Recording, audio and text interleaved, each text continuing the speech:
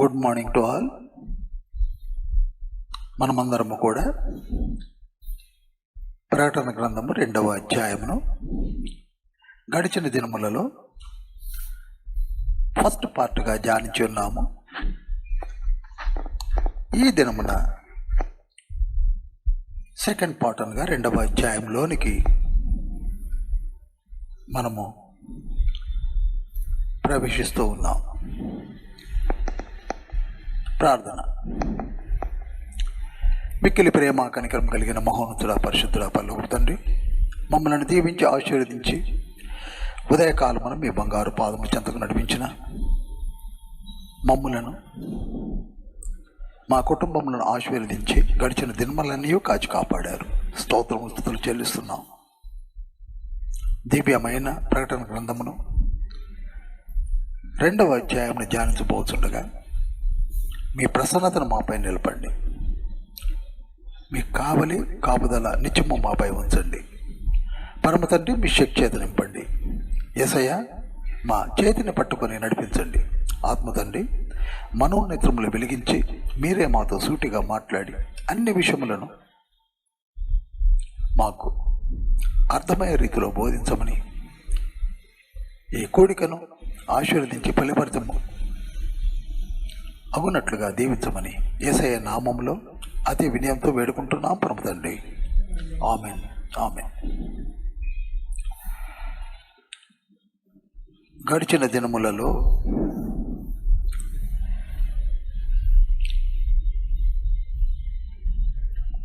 ఏడు నక్షత్రములు ప్రభు చేతిలో ఉండుట, 7 దీపస్తంభముల యొక్క వివరణ తెలుసుకున్నాం. దీపస్తంభములు అనగా పరిశుద్ధ సార్వత్రిక సంఘమని, నక్షత్రములు ఎవరనగా దూతలని, సంఘపు దూతలని మనము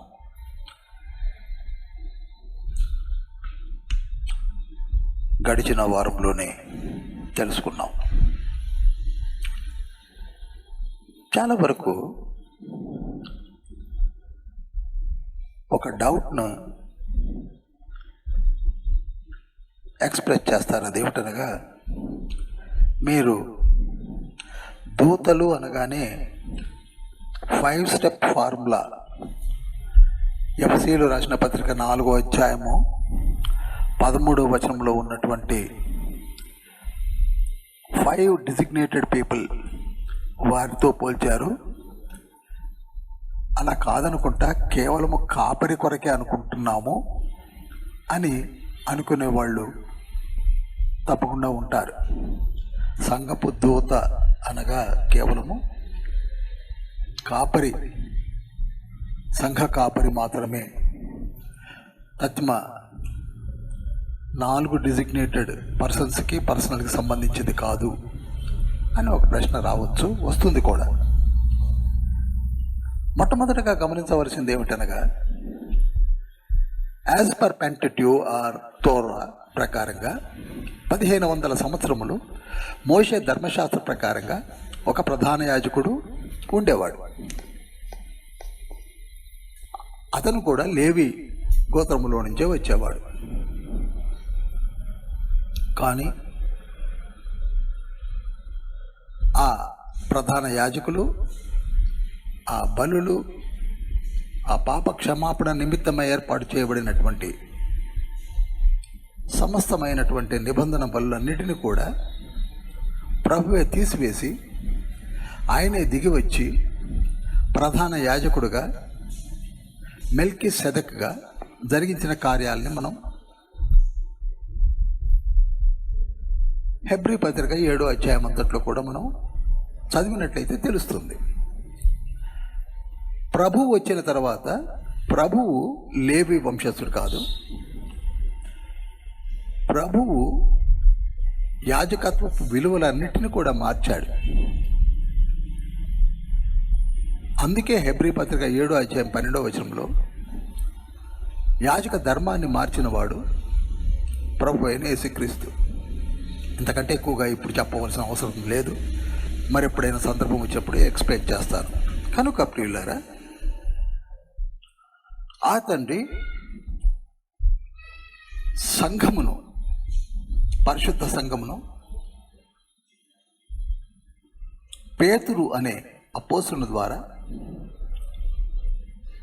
వాగ్దానం ఇచ్చిన రీతిలో మత్తయి సువార్త 16 వచనాల ప్రకారంగా ఒక పరిశుద్ధ సంఘమును ప్రపంచంలో ఆయన అమూల్యమైన రక్తం చేత కట్టబడి ఆ సంఘమును బలపరచుటకు 5 స్టెప్ ఫార్ములా, క్రీస్తు యొక్క పరిపూర్ణత మనమందరము పొందుకోవాలి అనే ఒక దృక్పథంతో ఏర్పరిచినటువంటి ఆ ఫార్ములా, ఉపదేశకుడుగా మొదలైనటువంటి పరిశుద్ధుడు అపోస్తలత్వం వరకు తప్పకుండా వెళతాడు. తన కృషిని బట్టి, విశ్వాసమును బట్టి, నడిపింపును బట్టి a ordinary person will become a apostle. అలా తీతుకు కావచ్చు, తుకికు కావచ్చు, తిమోతి కావచ్చు, శీల లేక శైలస్ అని పిలువబడే ఆ వ్యక్తి కావచ్చు, వీళ్ళందరూ తర్వాత కాలంలో అపోస్తులు అయ్యారు. అనగా ఆరంభము ఒక ఉపదేశకుడుగా ఆరంభించబడి అంతదాకా ఎందుకు, సౌలు ఒకప్పుడు పౌలుగా మార్చకముందు సంఘమును హింసించిన వాడే. పౌలుగా మారిన తర్వాత అంచెలంచెలుగా ఎదిగి ఆయన ఏమయ్యాడు, అపోస్తులుడు అయ్యాడు. కనుక ఈ 5 డిజిగ్నేటెడ్ పీపుల్ సంఘములో ఉండి సంఘాన్ని బలపరుస్తారు. అందులో ఏమాత్రం డౌట్ లేదు. ఒక డిజిగ్నేషన్ అనగా కాపరి లేక యాజకుడు ఏ చర్చినైతే ఆయన ప్రతినిత్యము కాస్తూ ఉంటాడు, తత్మా వాళ్ళేమో సపోర్ట్ చేస్తూ ఉంటారు, సంఘ కాపరి కాస్తూ ఉంటాడు. ఈనాడు ప్రపంచం అంతటా చర్చెస్ ఉన్నాయి. ఒక్కొక్క సంఘంలో 10 నుంచి మొదలుపెట్టి లక్షలాది సంఘములు కలిగినటువంటి, కాంగ్రిగేషన్ కలిగినటువంటి సంఘాలు ఉన్నాయి. పాల్ యంగ్చో గారి సంఘంలో lakhs of people are attending. Even Joseph prince గారి సంఘము ఉన్నది. అదేవిధంగా కొందరు సంఘాల్లో మన హైదరాబాద్లోనే సతీష్ కుమార్ గారి యొక్క సంఘములో lakhs of people are attending. కనుక సంఘ కాపరులు ముఖ్య భూమికను పోషిస్తున్నప్పటికీ ఆ సంఘ క్షేమాభివృద్ధి కొరకు తతిమ నలుగురు కూడా, అనగా 4 డిజిగ్నేటెడ్ పర్సనల్ కూడా తండ్రి యొక్క తలాంతులను ఉపయోగించి వారు కూడా సంఘమును క్షేమాభివృద్ధిలోనికి నడిపిస్తున్నారన్న సంగతిని మర్చిపోవద్దు. అందుకే ప్రతి ఒక్కరు కూడా తండ్రి చేతిలో వాడబడుతున్నటువంటి ఒక ఎక్స్ట్రాడినరీ పర్సనల్ అని చెప్పవచ్చు. కనుక ముఖ్య భూమికను సంఘ కాపరి పోషిస్తున్నాడు. హెబ్రీ పత్రిక 13:17 కూడా మీ కాపరి మీ నిమిత్తమై ఆత్మలు కాయుచున్నాడు కనుక ఆయన దుఃఖపడకుండా ఉండునట్లు మీరు కూడా సహాయ సహకారాలు అందించే రీతిలో పాటుపడాలని తండ్రి అక్కడ కూడా మనతో మాట్లాడాడు. ఇప్పుడు ఇంతకీ దూతలు ఎవరు అనగా 5 స్టెప్ ఫార్మ్లో ఉన్న వారందరూ కూడా ఆ కార్యములో పాల్గొంటున్నారు. మరొకసారి మీకు వివరిస్తాను. 2వ కొరింథీ పత్రిక 8:23 2వ కొరింథీ పత్రిక 8:23 తీతు ఎవడని ఎవరైనా అడిగిన ఎడల, ఎందుకనగా కొరింథీ సంఘానికి తీతును పంపిస్తున్నాడు పౌలు గారు వాక్య పరిచర్య నిమిత్తమై. చూడండి, తీతు is a main disciple to పౌలు గారికి ఒక మంచి శిష్యుడు అని చెప్పవచ్చు. ఒకవేళ ఎవరైనా తీతు ఎవడని అడిగితే అతడు నా పాలివాడును, మీ విషయములో నా జత పనివాడునై ఉన్నాడనియు, మన సహోదరుడనియు, మన సహోదరులెవరనియు అడిగిన ఎడల వారు సంఘముల దూతలను క్రీస్తు మహిమయునై ఉన్నారనియు నేను చెప్పుచున్నాను. మన సహోదరులు ఎవరని అడిగిన ఎడల, మన సహోదరులు అనగా all the persons sanctified in the blood of Lord Jesus. అందరూ సహోదరులే. ఎవరైనా అడిగితే ఏమని చెప్పమంటున్నాడు? సంఘముల దూతలు, సంఘముల దూతలని చెప్పమంటున్నాడు.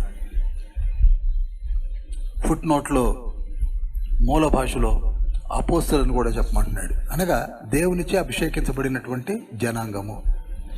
అర్థమైపోయింది అనుకుంటున్నాను.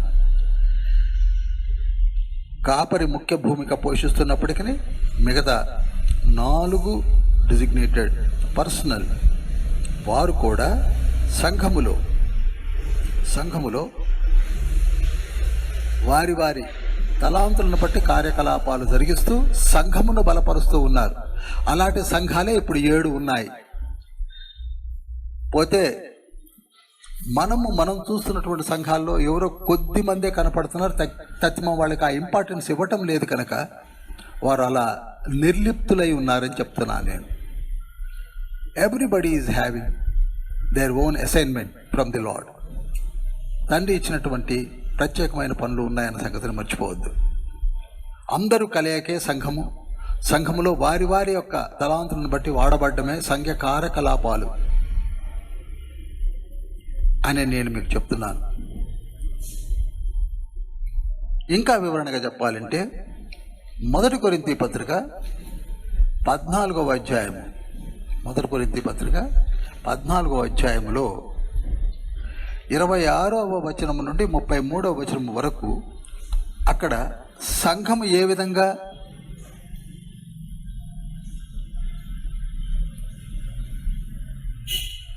క్షేమాభివృద్ధి చెందుతుందో తండ్రి లిఖింపజేసిన మాటలు మనం చూద్దాం.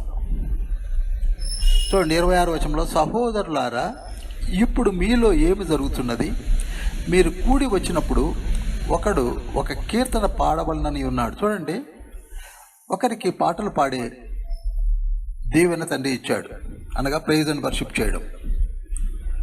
అతను పాటలు పాడాలి. మరొకడు బోధింపవలనని ఉన్నాడు, ప్రీచర్, ఇవాంజలిస్ట్, అతను బోధించాలి. ఇక ఇలా మీరు చదువుతూ పోతే ఒకడు ప్రవచనము చెప్పడానికి సిద్ధంగా ఉన్నాడు, అనగా ప్రాఫెట్, ప్రవక్తల అభిషేకం, అది ప్రవచనాలు చెప్తాడు సంఘములో. మరొకరు అన్య భాషలు మాట్లాడతారు, గిఫ్ట్ ఆఫ్ టంగ్స్. సంఘములో అన్య భాషలు మాట్లాడేవారు ఉన్నారు, వారిని మాట్లాడనియండి.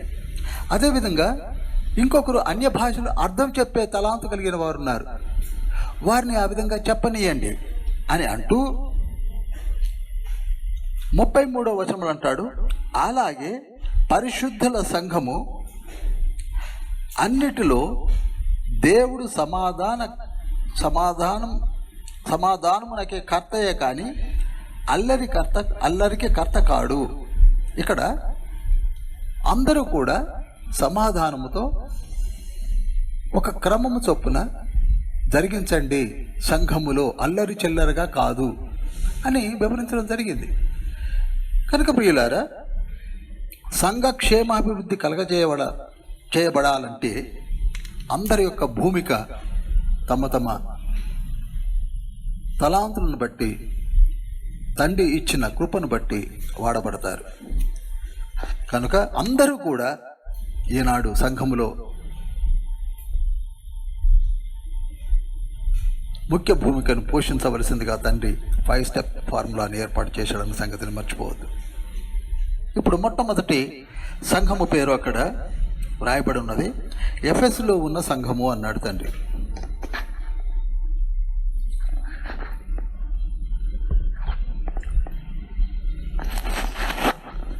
ఎఫెసులో ఉన్న సంఘం అనగా ఇది మధ్య ఆసియాలో ఉన్నటువంటి ఎఫెస్ అనే పట్టణంలో కట్టబడినటువంటి సంఘము. దీన్ని కట్టినది పరిశుద్ధుడైన అపోస్తుడైన పౌలు గారు తన 3rd జర్నీలో ఎక్కువగా ప్రయాసపడి ఆ సంఘాన్ని కట్టాడు. 3rd జర్నీ అనగా క్రీస్తు శకం 52లో ఆయన సందర్శించాడని చరిత్ర ఆధారాలు కలవు. ఈ ఎఫెస్ బహు అన్య దేవతల విగ్రహారాధన కలిగినటువంటి పట్టణం, టౌన్షిప్. అపోస్తుల కార్యములు 19వ అధ్యాయం అంతా మీరు ధ్యానించినట్లయితే పరిశుద్ధుడైనటువంటి పౌలు ఏ విధంగా నానా యాతన పడ్డాడో ఆ ఎఫ్సి సంఘములో మీకు అర్థమవుతుంది. అక్కడ ఎక్కువగా అర్తమీదేవి అనే ఒక దేవతకు ఆసియా ఖండములోనే పెద్ద పేరు ప్రఖ్యాతులు కలిగినటువంటి ఒక దేవత ఆ రోజులలో, పౌలు గారు పరిచయం చేస్తున్న రోజులలో విరివిగా భక్తులు కలిగినటువంటి అన్య దేవత ఆరాధన అర్తమీదేవి ద్వారా జరిగించబడ్డ పౌలు గారు చూస్తారు. ఆ దేవికి కావలసినటువంటి బంగారు పనులన్నీ దేమేత్రి అనే ఒక కంసాలు చేయడము, ఆయనకు ఒక అసోసియేషన్లో ఆయన హెడ్గా ఉండడము, అవన్నీ కూడా మనము అపోస్తుల కార్యములు 19వ అధ్యాయంలో చూడవచ్చు. అందులో ఎఫెస్లో బహు మూర్ఖపు జనాంగం, ఎందుకనగా క్రీస్తును అంగీకరించినటువంటి జనాంగం ఎక్కువగా పౌలు గారు వచ్చినప్పుడు ఆయన పాటుపడవలసి వచ్చింది. అందుకే 1 కొరింథీ పత్రిక 16వ అధ్యాయం 9వ వచనంలో నన్ను ఎదిరించే వారు ఎఫెస్లో ఎక్కువగా ఉన్నారు అని కూడా రాశాడు. అదేవిధంగా 1 కొరింథీ పత్రిక 15వ అధ్యాయం 32వ వచనంలో ఎఫెస్లో ఉన్నవారు మృగముల వలె తినుదము తాగుదము ఏ లోకపరంగా జీవిద్దామని మునిగి తేలుతున్నటువంటి జనాంగంను నేను చూసి ఉన్నానని 1 కొరింథీ 15:32లో లిఖించాడు. అంత మాత్రమే కాక సంఘాలలో ఇటువంటి వ్యతిరేకత ఎక్కువగా కనపడడం మనకి 14 పత్రికల్లో పౌలు గారు రాసినటువంటి పత్రికల ద్వారా తెలుసుకుంటూనే ఉంటాం. ఈ ఎఫెస్ పట్టణంలో టెంపుల్ ఆఫ్ డయానా అని ఒక పెద్ద గుడి ఉంది, ఇప్పటికీ ఉంది. అది 7 వండర్స్లో ఒక వండర్ అని కూడా చెప్పుకుంటూ ఉంటారు, టెంపుల్ ఆఫ్ డయానా. దాన్నే ఆ ఎఫెస్ పట్టణాన్ని దాన్ని బట్టి క్వీన్ ఆఫ్ ఏషియా అని కూడా పిలుస్తారు. ఎందుకనగా టెంపుల్ ఆఫ్ డయానా ఉంది. ఇప్పటికీ సందర్శకులు వచ్చి ప్రపంచం నలుమూల నుండి ఆ డయానా టెంపుల్ను చూసి వెళుతూ ఉంటారు. అందుకే దానికి క్వీన్ ఆఫ్ ఏషియా అని కూడా పేరు ఉంది. మాంత్రిక తాంత్రిక విద్యలతో నిండినటువంటి పట్టణం అంటూ ఉన్నది అంటే అది ఎఫెస్ అని చెప్పవచ్చు. అందుకే పౌలు గారు ప్రసంగాలు ఎఫెస్లో చేసినప్పుడు విన్న వారందరూ కూడా తన యొక్క దివ్యమైన దేవుని వరములను చూసి 50,000 వెండి రూకలను విలువ కలిగినటువంటి మాంత్రిక తాంత్రిక శక్తి కలిగినటువంటి బుక్స్ను తీసుకొని వచ్చి అందరి ముందు కాల్చివేయట కూడా మనము అపోస్తుల కార్యములు 19వ అధ్యాయం 19-20 వచనాలు చూస్తాం. అంతటి గొప్ప సేవ చేశాడు పౌలు గారు. చేసి కట్టినటువంటి సంఘమే ఈ సార్వత్రిక సంఘము. ఆయన ఎన్ని బాధలు పడ్డాడో మీరు తెలుసుకోవాలంటే 19వ అధ్యాయాన్ని చదవండి.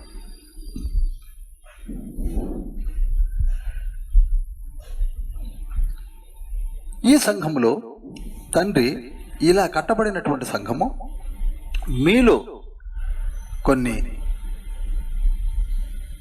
మంచి విషయములను నేను ఎరుగుదును, కొన్ని నెగటివ్గా ఏర్పడినటువంటి తప్పులను కూడా నేను ఎరుగుదును, వాటిని మీరు సరి చేసుకొని మారు మనసు పొందాలి అన్నాడు. మీరు అనొచ్చు వెంటనే, ఏమండి మారు మనసు పొందిన సంఘమే కదా అని. ఇక్కడ మారు మనసు పొందుటనగా పాప క్షమాపణ నిమిత్తమైన మారు మనసు కాదు. ఏవైతే మీరు దేవునిలోనికి వచ్చి ఆత్మచేత సంధించబడి చక్కటి స్థితిలో ఎదుగుతూ ఉన్నారో వాటిని పక్కకు పెట్టి ఐహిక విచారములలో పడిపోయి బలహీన పడిపోతున్నారు. అర్థమవుతుంది అనుకుంటున్నాను. ప్రేమను వదిలివేసి బలహీన పడిపోతున్నారు. వాటిని మార్చుకోమని చెప్పడమే మారు మనసు పొందమని చెప్పడం. అంతేగాని బిగినింగ్లో పాప క్షమాపణ నిమిత్తమైన మారు మనసు కాదు ఇది.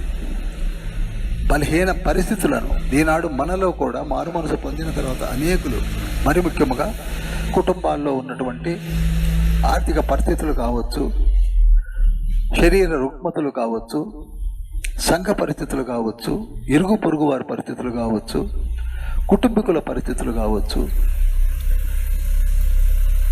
బలహీన పడిపోతూ ఉన్నారు.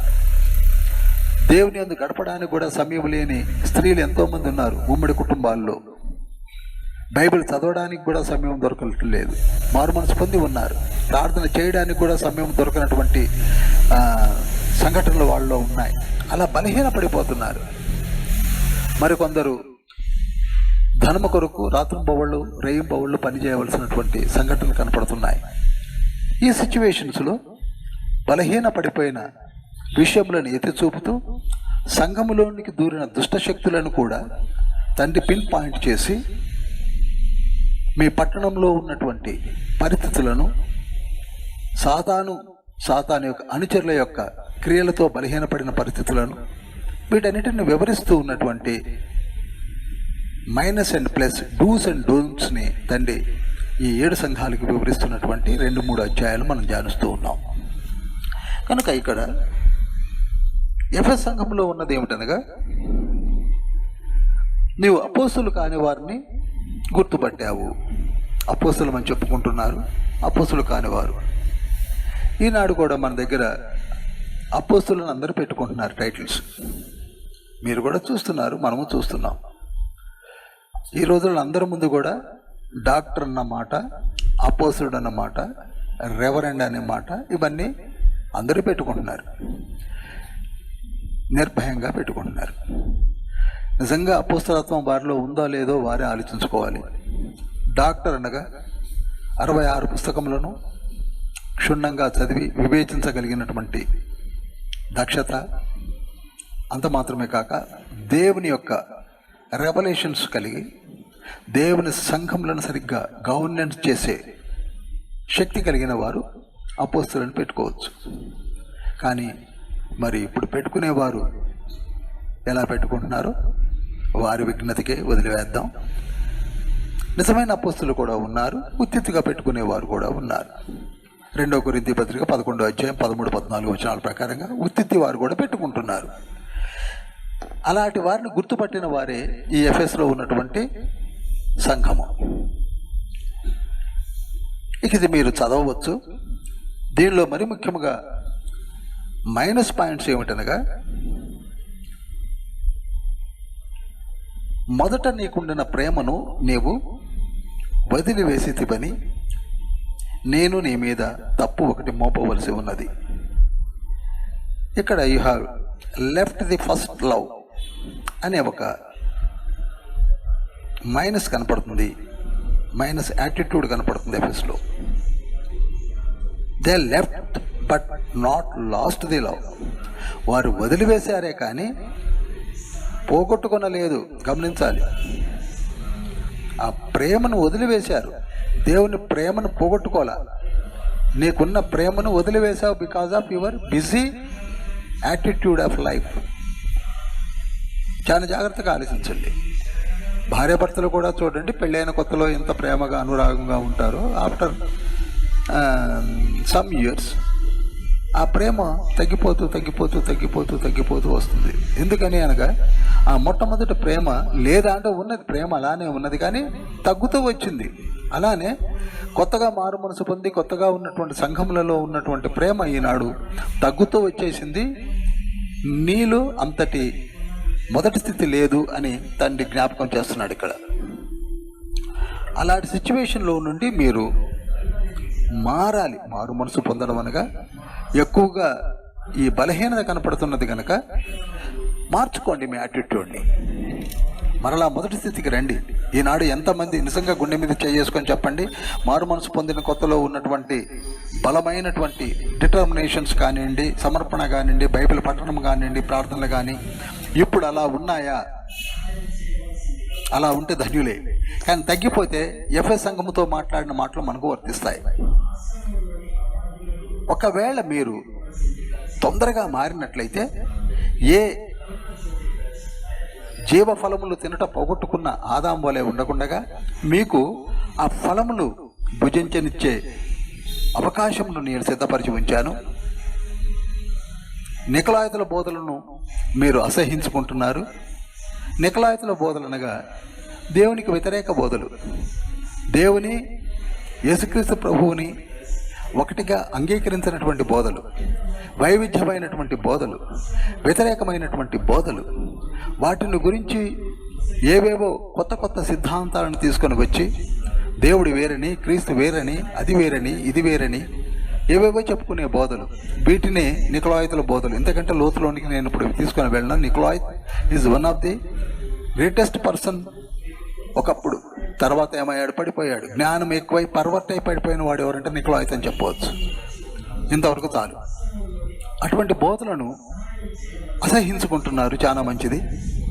కనుక మీరు ఈ విధంగా కంటిన్యూ అవ్వండి. మీకున్న మైనస్ పాయింట్స్ని బలపరుచుకొని ఆ పాయింట్స్ అన్నిటిని కూడా తీసివేసి ప్రభువునందు బలపడమని చెప్పిన సంఘమే ఈ ఎఫెస్ సంఘము. తర్వాత రెండవ సంఘం ఏమిటనగా స్ముర్ణ సంఘము. మీకు మళ్ళీ చెప్తున్నాను, 7 సంఘాల్లో 5 సంఘాలకి మారు మనసు పొందుము అనగా మీ స్థితిని మార్చుకోండి అని చెప్పినది 5 సంఘాలకి. 2 సంఘాలకి ఆ మాట చెప్పలేదు. అదేమిటనగా స్ముర్ణ సంఘం ఒకటి, ఫిలదెల్ఫియా సంఘం ఒకటి. ఈ 2 సంఘాలని మారు మనసు పొందమని చెప్పలేదు. మీరు చదివినట్లయితే వారిలో అన్ని మంచి పరిస్థితులే కనపడుతూ ఉన్నాయి తండ్రికి, చిన్న చిన్నవి తప్ప. బట్ రిమైనింగ్ 5 వారిని పిన్ పాయింట్ చేసి మీరు మార్చుకోవాలి.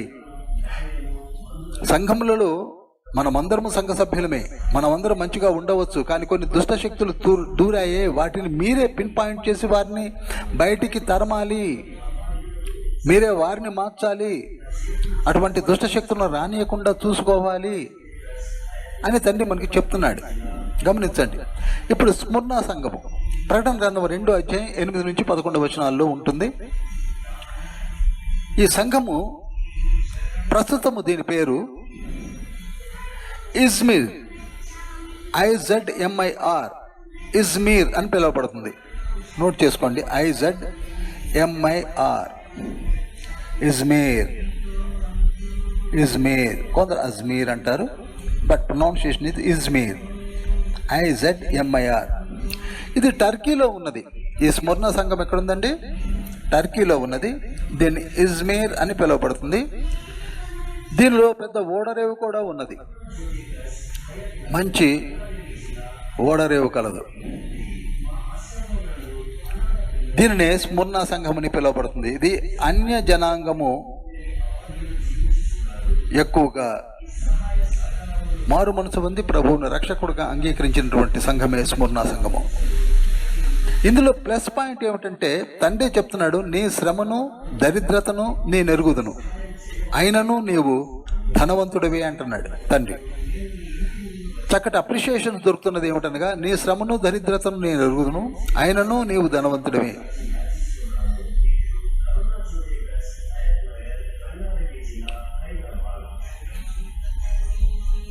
ఎందుకనగా దీనిలో దగ్గర 2 lakhs ఆఫ్ పాపులేషన్ ఉన్నారు. ఈ స్ముర్ణలో 2 లక్షల జనాభా కలిగినటువంటి సంఘము, జనాభా కలిగినటువంటి దేశము. అందులో 1/3 ట్రూ క్రిస్టియన్స్ ఉన్నారు. 2 లక్షల జనాభాలో దాదాపు 3 భాగాలు చేస్తే 1/3 క్రిస్టియన్స్ అక్కడనే ఉన్నారు. అంత మంచి సంఘం ఇది. వీరు కూడా యూదులు అని చెప్పుకునేవారు యూదులు కార్యాన్ని గమనించినటువంటి సంఘము. వీరికి ఎక్కువగా సాతాను సమాజపు వారి వలన కష్టాలు ఎదురవుతున్నాయి. సాతాను సమాజపు వారి వలన ఎక్కువగా కష్టాలు ఎదురవుతున్నాయి. అయినను మీరు నమ్మకముగా ఉన్నారు, ఉండండి, నేను మీకు జీవ కిరీటాన్ని ఇస్తాను అని అభయమిస్తున్నాడు తండ్రి. ఒక మంచి సంఘము. ఎక్కువగా ఏ మాత్రము కూడా మైనస్ లేకుండా చక్కగా పోషించబడుతున్న సంఘము. ఇక మూడవ సంఘం వచ్చేసి పెర్గము. మూడవ సంఘం వచ్చేసి పెర్గము. ఈ పెర్గము అనే సంఘము ముసియా అనే ప్రాంతమునకు దగ్గరగా ఉంటుంది. ముసియా, అక్కడనే కైకస్ అనే ఒక నది ఉన్నది. కైకస్ అనే నది ఒడ్డున ఈ పెర్గం అనే సంఘం ఉన్నది. దాన్ని ఇప్పుడు బర్గమా అని పిలుస్తున్నారు. బర్గమా, మరలా చెప్తున్నాను, ముసియాకు దగ్గరగా కైకస్ నది ఒడ్డున ఉన్నటువంటి ఈ పెర్గము సంఘమును బర్గమా అని పిలుస్తున్నారు. దీనిలో కూడా ఆల్మోస్ట్ ఆల్ ట్రూ క్రిస్టియన్స్ ఎక్కువగా ఉన్నారని స్టాటిస్టిక్స్ తెలియజేస్తున్నాయి. ఈ సంఘంలో ఉన్నటువంటి గ్రేట్నెస్ ఏమిటనగా సాతాను సింహాసనములో ఉన్నటువంటి సంఘం ఇది. అన్య దేవతలతో నిండిపోయినటువంటి ప్రదేశంలో ఉన్నటువంటి సంఘం ఇది. అయినను నీ విశ్వాసమును వదలలేదని నేను ఎరుగుదును అని తండ్రి అంటున్నాడు. ఒక రకంగా చూస్తే ఈ సంఘానికి మన భారతదేశంలో మనము సరిగ్గా సరిపోతున్నాం. ఎందుకనగా మన భారతదేశంలో కూడా ముక్కోటి దేవతలు ఉన్నటువంటి పూజిస్తున్నటువంటి భారతదేశంలో మనం ఉంటున్నాం. సాతాను సింహాసనం అంటూ ఉన్నది అనగా బలంగా భారతదేశంలో ఉన్నదని చెప్పవచ్చు. అటువంటి ప్రాంతంలో మనము ఉంటున్నాం. ఉండి మన విశ్వాసమును వదిలిపెట్టకుండా జీవిస్తూ ఉంటున్నాం. ఇది గ్రేట్నెస్. అయితే ఇక్కడ కొన్ని మైనస్లను కూడా తండ్రి చెప్తున్నాడు. అదేమిటనగా మనలో కొందరు దూరి విగ్రహములకు బలి ఇచ్చిన వాటిని తినొచ్చు అని చెప్పేవారు. చూడండి, ఈ రోజులలో ఇది ఒక పెద్ద డిస్కషన్. ఏమండి, విగ్రహాలకు పెట్టింది తినొచ్చా తినకూడదా? ఎవరైనా ఏదైనా ప్రసాదాలు ఇస్తే తినొచ్చా తినకూడదా? క్వశ్చన్ చేస్తూ ఉంటారు క్వశ్చనీర్స్లో అక్కడక్కడ. నేను స్పష్టంగా చెప్తున్నాను, if you are true Christian, when you are having Bible in your hand, ఆయన విశ్వాసం ఉంచిన వారు, ఆయన మనము ఒకే ఒక్క మాట చెప్పచ్చు, విగ్రహములకు జోలికి మనం వెళ్ళము, విగ్రహములతో మనకు సంబంధం లేదు. 2 కొరింథీ పత్రిక 6:14 ప్రకారంగా విగ్రహములు పెట్టిన వాటిని తినవలసిన అవసరం అంతకంటే లేదు. ఎందుకనగా నిన్ను చూసి అనేకులు విశ్వాసములోనికి నడిపించబడాలి అనగా డోంట్ టచ్, వాటిని ముట్టుకోవాల్సిన అవసరం లేదు. దీనికి డిబేట్ అక్కర్లేదు, దీనికి క్వశ్చన్ అండ్ ఆన్సరు అక్కర్లేదు. ఒక్క నిమిషము దయచేసి ఆగండి. ఇక్కడనే ఎవరో మైక్ని పెట్టేసి కంటిన్యూగా నా ఇంటి దగ్గరలోనే కంటిన్యూగా మోగుతూ ఉన్నది. ఒక్క నిమిషం ఆగండి.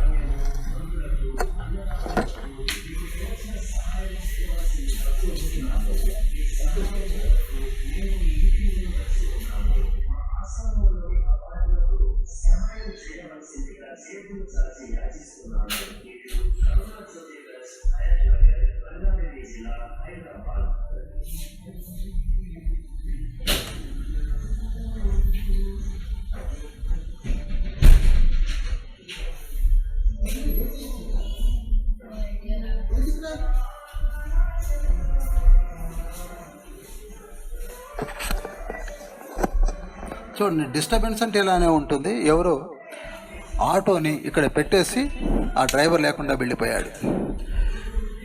నా ఇంటి వైపే మన వైపే తిప్పి ఉన్నది ఆ మైక్. ఎంత డిస్టర్బెన్స్ చూడండి.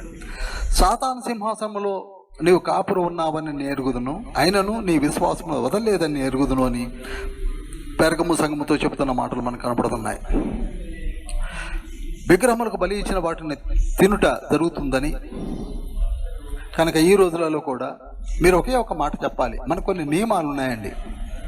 ఆ నియమంను మనమే క్వశ్చన్స్ వేసుకుంటూ ఎక్స్పెరిమెంట్ చేస్తూ పోతున్నాం. తక్కిన వాళ్ళు ఎవరు చేయరు. ఇప్పుడు ఈవెన్ ముస్లిమ్స్ ఆర్ హిందూస్, వారు నియమాలని వాళ్ళు ఏమాత్రం కూడా తప్పకుండా చేస్తూ ఉంటారు. కానీ మన దగ్గరికి వచ్చేసరికి ఎందుకో నాకు తెలియదు, అవి చేయొచ్చా ఇవి చేయకూడదా ఎక్స్పెరిమెంట్ చేస్తుంటారు. అది కరెక్ట్ కాదు. నియమం ఏమిటి? బాప్తిస్మం పొందాలన్నా వద్దా? నియమము బాప్తిస్మం పొందాలి. లూకాసు వార్త 7:30 ప్రకారంగా పొందవచ్చా పొందకూడదా కాదు, పొందాల్సిందే. మారు మనసు పొందాలని లేదు, పొందాల్సిందే. ఇవన్నీ నియమాలు.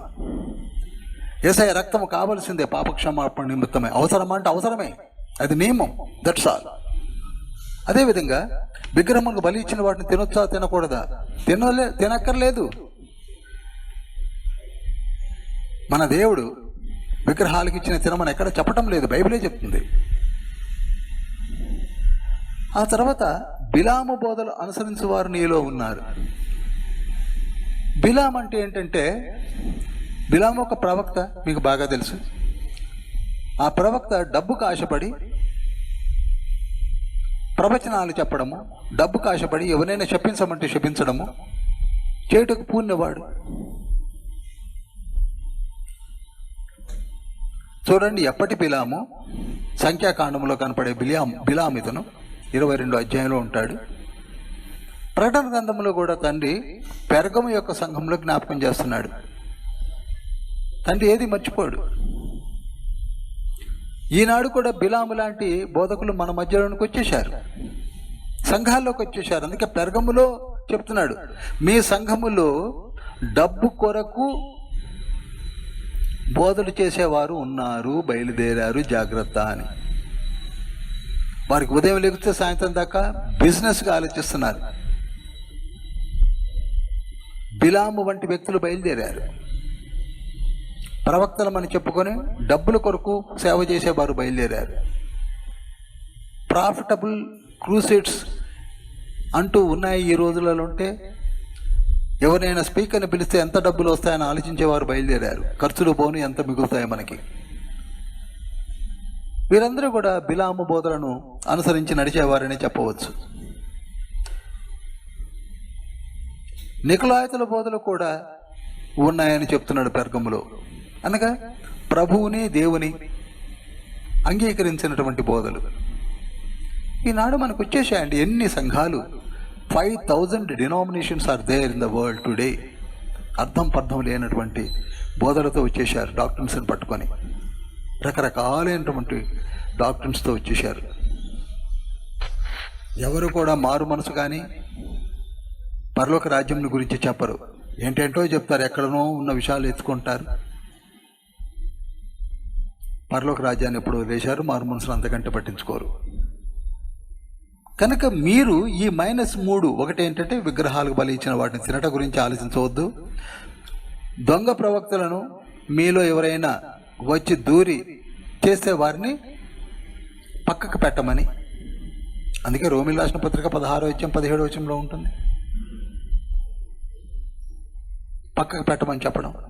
ఫిలిప్పీ పత్రిక 3వ అధ్యాయం 19-20 వచనాల్లో ఉంటుంది, వారిని పట్టించుకోకుండా అని చెప్పడం. అలాంటి పని చేయమని తండ్రి చెప్తున్నాడు. కనుక వెంటనే మారు మనసు పొందమంటే వీటిని తీసివేసి మీరు శుద్ధముగా ఉండండి అని చెప్పడం. ఇక జయించడానికి గిఫ్ట్స్ ఏమిస్తానంటే, మన్నానిస్తాను, తెల్ల రాతినిస్తాను, ఆ రాతి మీద నీ పేరు ఉంటుంది, అది నీకు నాకు తప్ప మరెవరికి తెలియదు అనే ఒక గిఫ్ట్స్ని కూడా తండ్రి అక్కడ అనౌన్స్మెంట్ చేస్తున్నాడు. ఇక 3వ సంఘము పేరు తుయతైరా. ఈ తుయతైరా సంఘము ముసి అనే టౌన్షిప్కు దగ్గర ఉంది. దీన్ని ఇప్పుడు హక్ హిస్సార్, AKHISSAR, హక్ హిస్సార్ అని పిలువబడుతున్నది ఈ తుయతైరా సంఘాన్ని. దీనిలో ఉన్నటువంటి గొప్పతనం ఏమిటనగా, ప్రభువు వివరిస్తున్నాడు, నీ క్రియలను, నీ ప్రేమను, నీ విశ్వాసమును, నీ పరిచర్యను, నీ సహనమును నేను ఎరుగుదును. అనగా అన్నీ మంచి స్థితిలో ఉన్నావు, అంత చక్కగా ఉన్నారు. మీ క్రియలను నేను అబ్జర్వ్ చేస్తున్నాను, ఎందుకనగా నేను ఎరుగుదును ముందే పలికినటువంటి మాటలను జ్ఞాపకం చేస్తున్నాను. మీ ప్రేమను నేను ఎరుగుదును, మీ విశ్వాసమును నేను ఎరుగుదును, మీ పరిచర్యను నేను ఎరుగుదును, నీ సహనమును నేను ఎరుగుదును అంటున్నాడు తండ్రి. అంత మాత్రమే కాక నీ మొదటి క్రియల కన్నా నీ కడపటి క్రియలు మరి ఎక్కువైనవని నేను ఎరుగుదును అంటున్నాడు. ఎంత మంచి సర్టిఫికేషన్ చూడండి. ఇది ఒకప్పుడు బోయజు రూతుకు ఇలాంటి మాటలే పలుకుతాడు. రూతు గ్రంథంలో జ్ఞాపకం చేస్తున్నాను. నీ మొదటి క్రియల కన్నా కడపటి క్రియలు మరీ ఎక్కువ అయినవని, అనగా బిగినింగ్లో ఉన్న వాటికంటే దే ఆర్ డూయింగ్ వెల్ అని తండ్రి సర్టిఫికేషన్ ఇస్తున్నాడు. అయితే ఇంకా ప్లస్ పాయింట్ ఏమిటంటే సాతాను బోధనను అంగీకరింపకుండా ఉండుట కూడా మీ సంఘంలో కనపడుతున్నదని తండ్రి చెప్తూ, మైనస్ ఏంటంటే యజబలు లాంటి స్త్రీని మీ సంఘంలో ఉండనిస్తున్నారు. ఇది మైనస్ పాయింట్ ఏంటంటే యజబలు లాంటి స్త్రీలు దూరారు. ఎప్పటి యజబల్ అండి ఈవిడ? ఇజ్రాయేలు రాజు అయినటువంటి ఆహాబుకు భార్య ఈవిడ, రాణి, యజబెల్ ఒక రాణి. ఆవిడ చేసింది ఏమిటి? ఇజ్రాయెల్ జనాంగానంతా కూడా 850 మంది అన్య దేవతారాధన భక్తులను లేక యాజకులను ఏర్పాటు చేసి, బేతేలు నుండి తాను వరకు కూడా గుళ్ళను ఏర్పాటు చేసి అన్య దేవతలకు మొక్కమని చెప్పి ఒక ఆర్డర్ పాస్ ఆన్ చేసినటువంటి స్త్రీ ఎవరనుకుంటున్నారు? ఈ యెజబెల్. మీకు మొదటి రాజుల గ్రంథము 17-18 అధ్యాయాలు చదివినట్లయితే ఈ స్త్రీ లేక ఈ రాణి చేసిన నిర్వాకం మనకు అక్కడ కనపడుతుంది. అటువంటి స్త్రీ, ఆవిడే కాదు ఇక్కడికి వచ్చింది, అటువంటి స్త్రీ, అటువంటి లక్షణాలు కలిగినటువంటి స్త్రీలు ఇప్పుడు మీ దాంట్లో దూరారు. ఇందులో తుయితేర సంఘంలోనికి దూరారు. మరి ఏం చేస్తున్నారు ఇప్పుడు? అన్య దేవతలకు మొక్కడానికి, విగ్రహానికి బలిచ్చిన తప్పేం లేదని,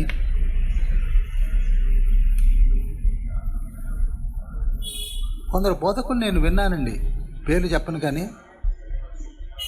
దేవుడిచ్చినటువంటి సెక్సువల్ డిజైర్ అపటైట్లో ఉంది కనుక వ్యభిచారం పెద్ద పాపం కాదని చెప్పుకునే బోధకులు బయలుదేరారు. ఆ తర్వాత తినే పదార్థం ఏదైనా సరే ఎవరికి పెడితే ఏంటి, ఏ విగ్రహానికి పెడితే ఏంటి, తినొచ్చు, నిరభ్యంతరంగా తినొచ్చు అని చెప్పేవాళ్ళు బయలుదేరారు. వీళ్ళకేమీ ఒక ప్రగాఢమైనటువంటి విశ్వాసము, నియమనిష్టలు ఏమీ లేవు. ఎటు వాలుక అటు వెళ్ళిపోయి బోధించే బోధకులు బయలుదేరారు. విగ్రహాలకి మొక్కినే తినొచ్చని, ఏ విగ్రహాలనైనా సరే కనపడిన సర్వసమానమని చెప్పుకుంటూ బోధించేవారు బయలుదేరారు. అవి తప్పు, నువ్వు మారు మనసు పొందు అని అనగా మొదట ఉన్నటువంటి స్థితిని పోగొట్టుకోవద్దు. మీరు చేయవలసింది ఇటువంటి దూరిన చీడను బయటకు పంపించేయండి. ఈనాడు కొన్ని సంఘాల్లో కొందరు చెడు తిరుగుళ్ళు తిరిగే స్త్రీలే ఈనాడు సంఘపు పెద్దలుగా చాలామంది అవుతున్నారు. అటువంటి వాటిని యాక్సెప్ట్ చేయకండి అని తుయితేర సంఘం ద్వారా తండ్రి తెలియజేస్తున్నాడు. ఇక గిఫ్ట్స్ ఏమిటంటే, వీరిని జయించిన వారికి జనముల మీద అధికారమును, ఇనపదండాన్ని కూడా ఇస్తాను. వారు అటువంటి వారిని జయించి సంఘంను బలపరుస్తారని చక్కటి గిఫ్ట్ను కూడా తండ్రి అనౌన్స్ చేశాడు. అంత మాత్రమే కాక వేకువ చుక్కను కూడా నేను ఇస్తాను అని ప్రభు తుయతైర సంఘం ద్వారా మనకి తెలియజేస్తున్నాడు. ఇక సార్దిస్ అనే సంఘము, ఇది 5వ సంఘము. ఇది ప్యాక్టోలస్ అనే నది ఒడ్డున ఉంది. మరలా చెప్తున్నాను, ప్యాక్టోలస్ అనే నది ఒడ్డున ఉంది.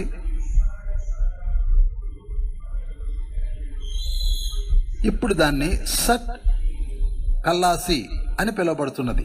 సర్ట్, SERT, కల్లాసి, సార్దిస్ని సర్ట్ కల్లాసి అని పిలువబడుతున్నది. ఇది ప్యాక్టోలస్ అనే రివర్ బ్యాంక్ పైన ఉన్నది. దీనిలో ఉన్నటువంటి ప్లస్ పాయింట్స్ ఏమిటనగా, మంచి ఏమిటనగా, వస్త్రమును మలినపరుచుకొని కొందరు నీలో ఉన్నారు. అనగా రక్షణ వస్త్రములను ఏ మాత్రము కూడా మరణము తాకకుండా జీవిస్తున్న వారు మీలో ఉన్నారు. మరికొందరు, ఎక్కువగా చెప్పాలంటే మరికొందరు జీవించుచున్నావని పేరు మాత్రం ఉన్నది, కానీ నీవు మృతుడవే అని ప్రభువు కంప్లైంట్ చేస్తున్నాడు. పేరుకు మీరు జీవించి ఉన్నారు, కానీ నీవు మృతతుల్యమైన జీవితమును జీవిస్తున్నావు. అనగా రక్షణ వస్త్రములను తీసివేసి జీవించడమే మృతుడవు అని చెప్పడం. మనలో ఇప్పుడు చాలామంది ఒకప్పుడు మారు మనసు పొంది ఆ రక్షణ వస్త్రమును పక్కకు పెట్టి, రక్షణ వస్త్రమును తీసి పక్కకు పెట్టడం అనగా దిగంబరిగా ఉండుట. అందుకే మనకి ఎవరికన్నా కలలో దిగంబరిగా ఉన్నట్టు దర్శనం వచ్చిందంటే నీ రక్షణ వస్త్రాన్ని పక్కకు పెట్టుకున్నావని గుర్తు పెట్టుకోండి. దర్శనాల్లో దిగంబరత్వం వచ్చినా, నువ్వెక్కడో మైలలు అనగా కాళ్ళు తొక్కినట్టుగా దర్శనాలు వచ్చినా నువ్వు మైలను తొక్కుతున్నావు అనగా వెళ్ళరాని ప్రదేశాలకు వెళుతున్నావు, జాగ్రత్త అని దర్శనంలో తండ్రి తెలియజేయడం. దిశములతో కనపడ్డం అనగా నీ రక్షణ వస్త్రములను పక్కకు పెట్టుకున్నావు, అంతేగాని పడిపోయావని కాదు సుమా. మళ్ళీ మొదటి నుంచి చెప్తున్నాను, మనకు అనుగ్రహించబడినటువంటి ఈ స్థితుల నుండి దూరం అవడమే. ఒకసారి మారు మనసు పొందాక తండ్రి వదిలిపెట్టాడు, ఆయన వాగ్దానం మనలో ఉంటుంది, అది మర్చిపోవద్దు. కానీ సరి చేసుకోమని మళ్ళీ మనకు ఒక అవకాశాన్ని ఇస్తున్నాడు అన్న సంగతిని మర్చిపోవద్దు. కనుక నీవు మృతుడుగా ఉన్న నీవు నీ క్రియలను నా దేవుని ఎదురు సంపూర్ణవిగా కనపడలేదు, కనుక జాగ్రత్తగా ఉండమని చెప్తున్నాడు. దిశబలతో తిరగకుండా ఉండమని చెప్తున్నాడు.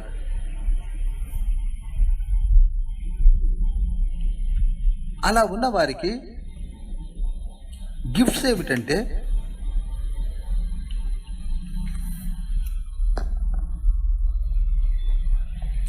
అతని పేరు ఎంత మాత్రము జీవగ్రంథములో నుండి తుడిచిపెట్టక నా తండ్రి ఎదుటను దూతల ఎదుటను నేనే సాక్ష్యం ఇస్తానని అభయమిస్తున్నాడు. కనుక ప్రియులారా, మనము ఏ సంఘమునకు అఫిలియేట్ అయి ఉన్నామో మీకు మీరే గమనించి మనలో ఉన్న బలహీనతలను తీసివేసి బలపడి ప్రభు పాదము చెంత జీవించవలసిన విధమును వివరిస్తున్నాడే తప్ప వేరే విధముగా ఆలోచించుకొని మన జీవిత విధానమును గందరగోళంలోనికి తోసివేయకుండా ఉండడానికే తండ్రి చక్కటి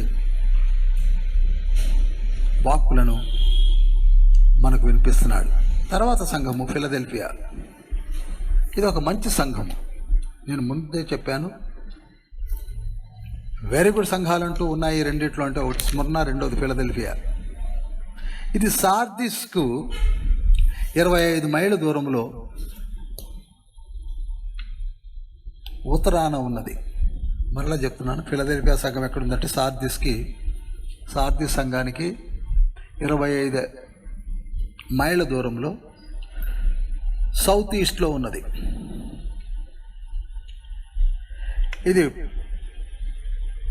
14th సెంచరీలో 1392లో ముస్లిమ్స్ యొక్క ఆధీనంలోనికి వచ్చింది. ఇది ప్రస్తుతానికి ఎక్కువగా డామినేటెడ్ దేశం ఏమిటనగా ముస్లిం దేశంలోనికి ఆల్మోస్ట్ ఆల్ వచ్చింది. అయినప్పటికీ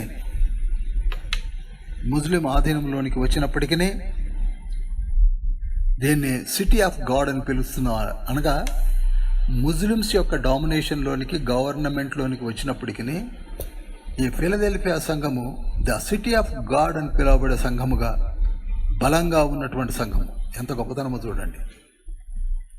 ఆనాటి నుండి నేటి వరకు కూడా తమ కార్యములను ఏమాత్రం కూడా సడలినివ్వకుండా ప్రభువునందు జీవిస్తున్నటువంటి సంఘం అంటూ ఉంటే ఫిలదెల్ఫియా అని చెప్పొచ్చు. అందుకే అక్కడ ప్లస్ పాయింట్స్ ఏమిటనగా, నీ శక్తి కొంచెమైనను వాక్యమును గైకొని ప్రభువునందు విశ్వాసం ఉంచిన సంఘం అది. శక్తి కొద్దిగా అయినా విశ్వాసంలో ఏమాత్రము బెసకకుండా ఉన్నటువంటి సంఘము. అందుకే యూదులు కాక యూదులను చెప్పేవారిని, సాతాను సమాజపు వారు ఎవరైనా ఉన్నట్లయితే వారినందరినీ నీ పాదములపై పడింపచేసేదను తండ్రి చెప్తున్నాడు. ఈనాడు cheer up my dear brother and sisters, మనకి ఎవరైనా వ్యతిరేకులుండి మన సంఘాలను క్రిటిసైజ్ చేస్తూ హేళన చేస్తున్నటువంటి వారు, దొంగ బోధకులు, దొంగ ప్రవక్తలు, దొంగ పోస్తులు, ఈసడించుకున్న వారు, హేళన చేస్తున్న వారు ఎవరైనా ఉంటే వారిని అందరినీ కూడా మీ పాదములపై పడేలా నేను చేస్తానని తండ్రి అభయం ఇస్తున్నాడు. ఎందుకనగా నేను ఎంత చక్కటి మాట్లాంటాడు చూడండి. నేను నీ క్రియలను ఎరుగుదును, ఇదిగో తలుపు నీ ఎదుట తీసి ఉంచి ఉన్నాను, దానిని ఎవడును వేయనేరడు. చూశారా? ఒకవేళ నేను వేస్తే ఎవరు తీయలేరు, నేను తీస్తే ఎవరు వేయలేరు. అటువంటి కీనే నేను మీకు ఇస్తున్నాను. కనుక మీరు భయపడవలసిన అవసరం లేదు. మీరు చాలా చాలా జాగ్రత్తగా సిటీ ఆఫ్ గాడ్ అని పిలువబడుతున్నట్టుగా సంఘము సిద్ధపడి ఉన్నది. ఒకప్పుడు మనకి 2 కొరింథీ పత్రిక 9:2 అకయ సిద్ధముగా ఉన్నది సంవత్సరం క్రితమైన ఒక మాట మనం చదువుతాం. అనగా అకయ అనేది ఒక ఊరి పేరు, మనిషి పేరు కాదు, అది పట్టణం పేరు. అది అనగా పట్టణమే సిద్ధపడి ఉండడం. అంత గొప్ప సంఘాలు ఈనాడు దేవుని యొక్క నామంలో వెలుగొందుతున్నవి. అటువంటి సంఘమే ఫిలదెల్ఫియా అని చెప్పవచ్చు. అందుకే వారితో అంటున్నాడు, ఆలయంలో నేను మిమ్మల్ని ఒక స్తంభముగాను చేసేదను, దేవుని పేరును మీపై లిఖింపజేస్తాను, పరలోకపు పట్టణము పేరును మీపై లిఖింపజేస్తాను, నూతన నా పేరు అనగా యేసయ్య పేరును నేను మీకు లిఖింపజేస్తాను. అంత గొప్ప ఆధిక్యతను ఇస్తున్నాడు ఫిలదెల్ఫియా సంఘానికి. ఈ ఫిలదెల్ఫియా సంఘాన్ని ఈనాడు ప్రపంచంలో ఉన్నటువంటి అన్ని సంఘాలు కూడా మీరు ఒక్కసారి హిస్టరీని తిరిగేసినట్లయితే ఆశ్చర్యపోతున్నారు. మనము కూడా ఏ విధంగా ఎదగాలని తండ్రి యొక్క కోరిక. తర్వాత లవోదికయ సంఘము, ఇది ఫుగ్రియాకు దగ్గరలో ఎఫెస్కు 40 మైళ్ళ దూరంలో ఉంది. మళ్ళీ చెప్తున్నాను, ఫుగ్రియా అనే టౌన్షిప్కు దగ్గరలో, ఎఫెస్ అనే టౌన్కి 40 మైళ్ళ దూరంలో ఉంది లవోదికయ సంఘము. ఈ రోజులలో ఈ సంఘాన్ని ఏదో 19th సెంచరీలో కట్టారనేదో చెప్పుకుంటున్నారంతా తప్పు. పౌలు గారి కాలంలోనే పౌలు గారు కట్టినటువంటి సంఘాలు ఒక సంఘం అని చెప్పవచ్చు. కొలసీ పత్రిక 4:16 లవోదికయ సంఘాన్ని, కొలసీ సంఘాన్ని వాటికి పత్రికలు రాస్తూ మీరు మార్చుకుంటూ చదవండి, బలపడండి అని అప్పుడే పౌలు గారు ఈ లవోదికయ సంఘానికి ఉత్తరాలు రాయడం మనం అక్కడ కనపడుతుంది. మనం చూస్తూ ఉంటాం, చదువుతూ ఉంటాం. క్రీస్తు శకం 61లోనే కొలసీ పత్రికలు రాశాడు. ఆ రోజులలోనే లవోదిక కూడా పత్రికలు రాశాడు. అప్పటి నుంచి ఉన్నాయి. ఇందులో దాదాపుగా మైనసే ఎక్కువగా ఉంది, ప్లస్ కంటే మైనసే ఎక్కువగా ఉంది. ప్లస్ అనేది చాలా తక్కువ. ఒకటి ఏమిటంటే మారు మనసు పొందిన సంఘమే కానీ ఎలా మారిపోయిందనగా చల్లగా లేవు, వెచ్చగా లేవు, కనుక నేను నిన్ను ఉమ్మి వేసే స్థితికి వచ్చేసి ఉన్నావు అని చెప్తున్నాడు. చల్లగా లేవు, వెచ్చగా లేవు అంటే అటు పూర్తిగా పడిపోలేదు, ఇంతకాలమైన గట్టిగా కనపడలేదు. ఇకపోతే నిన్ను నీవే బాగా హెచ్చించుకుంటున్నావు. ఇది ఆశ్చర్యంగా లేదు? ఈనాడు చూడండి, కొందరు వారికి ఏమీ ఉండదు, దేవుని యొక్క కృప కానీ జ్ఞానం కానీ ఉండకుండానే వారికి వారే పొగుడుకుంటూ ఉంటారు. నేను డిబేట్స్లో ఎక్కడ ఓడిపోలేదని, బైబిల్ని ఎత్తిపట్టి నేను అందరితో ఫైట్ చేశానని, గెలిచానని, నేను ఎక్కడికి వెళితే అక్కడ నిప్పులు కురుస్తాయని, నేను అది చేశానని, నేను ఇది చేశానని, నా గొప్పతనం ఇదని, నా జ్ఞానం ఇదని, నాకు గిఫ్ట్స్ ఉన్నాయని, ఆ గిఫ్ట్స్ ఏంటి 9 గిఫ్ట్స్ నాలో ఆపరేట్ అవుతున్నాయని ఇలా చెప్పుకుంటూ తిరుగుతుంటారు. దీన్నే తండ్రి ఇక్కడ అన్నాడు, నీకు నువ్వే హెచ్చించుకోవడం. ఆ హెచ్చించుకునే స్థితిని నీలో ఎక్కువగా కనపడుతుంది లవోదికా సంఘమా అన్నాడు. ఈనాడు మనలో కూడా చాలామంది బోధకులు అలా తయారయ్యారు. పౌలు గారు లాంటి వారే దివ్య దర్శనాలు కలిగి అనేక సంఘాలను బలపరిచినటువంటి పౌలు గారు ఏమన్నారు? నేను అత్యల్పుడును అన్నాడు. 1 కొరింథీ పత్రిక 15:8 తనకంటే చిన్నవారైనప్పటికీ వారిలో ఉన్న గొప్పతనాన్ని వెలికి తీసి బలపరిచినటువంటి వ్యక్తి ఎవరంటే పౌలు గారిని చెప్పవచ్చు. ధర్మశాస్త్ర వేదులైనటువంటి అపోల్లో అంటాడు, జీనా అంటాడు. నిజానికి పౌలు గారి ముందు వారు ఏ మాత్రము ఎంత మాత్రము, కానీ వాళ్ళు ధర్మశాస్త్ర వేదులు అంటగా స్కాలర్స్ అని చక్కగా గుర్తించి వారికి ఇచ్చిన ఆధిక్యతను మనం చూస్తుంటాం. ఈ రోజులలో బోధకులు తత్మ బోధకుల్ని క్రిటిసైజ్ చేయడమే. వాడికేమొచ్చు, వాడి ముఖం వీడి ముఖం,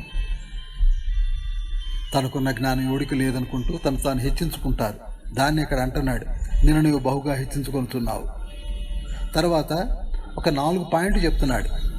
పుటము వేయబడిన బంగారము నా దగ్గర తీసుకో. పుటము వేయబడిన బంగారం అనగా ఫెయిత్. నీలో విశ్వాసము సన్నగిల్లిపోతున్నది ఓ లవోదికా సంఘమా, కనుక పుటము వేయబడిన బంగారము నా దగ్గర తీసుకో. 1 పేతురు పత్రిక 1:7 ఉంటుంది. ఒక విశ్వాసి బలపడడానికి కావలసింది చిన్న చిన్న శ్రమల గుండా నడిచినటువంటి స్థితులు. అదే పుటము వేయబడ్డం. బంగారం నాకు మెరుగు రావాలంటే పుటం వేయబడాలి. అది నేను ఇస్తాను అన్నాడు. దిశమల సిగ్గు కనపడకుండా తెల్లని వస్త్రమును నేను ఇస్తానంటున్నాడు. అదే రక్షణ వస్త్రము. నేను మీకు ఇందాకనే చెప్పాను, సాధ్య సంఘంలో బోధిస్తూ దిశమల ఎప్పుడు ఉంటుంది, రక్షణ వస్త్రములు తీసి పక్కకు పెట్టి తిరిగే వాళ్ళు ఉన్నారు. మారు మనసు పొందిన తర్వాత ఇదంతా పొందిన వాళ్ళే సుమా. సార్వత్రిక సంఘము, పరిశుద్ధుల సంఘము మర్చిపోవద్దు. కానీ బలహీనతని చెప్తున్నాడు, మీరు పక్కకు పెట్టేసుకున్నారు తీసి, కనుక ఆ రక్షణ వస్త్రమును వేసుకోండి. పక్కకు పెట్టిన దాన్ని తీసి వేసుకోండి. ఈనాడు మారు మనసు పొందినటువంటి బిడ్డలు ఎక్కడున్నారంటే టైం అంతా వేస్ట్ చేసుకుంటున్నారు. 132వ కీర్తన 16వ వచనము, యెషయా గ్రంథం 61వ అధ్యాయం 10వ వచనము తర్వాత చదవండి. మత్తయి సువార్త 6వ అధ్యాయం 22వ వచనము తర్వాత చదవండి. ఈ 3 రెఫరెన్సెస్లో కూడా రక్షణ వస్త్రములను కూర్చున్న వివరణ తండ్రి ఇస్తున్నాడు. కీర్తన 132:16, యెషయా 61:10, మత్తయి 6:22. ఆ తర్వాత ఇంకొక పాయింట్ ఏమిటనగా కన్నులకు కాటుక నేను ఇస్తానంటున్నాడు. అనగా కన్నుల కాటుక ఏంటి? నీతి. మీరు నీతిని పక్కకు పెట్టేశారు కనుక నేనే ఇస్తాను, దానికి మళ్ళీ పెట్టుకోండి.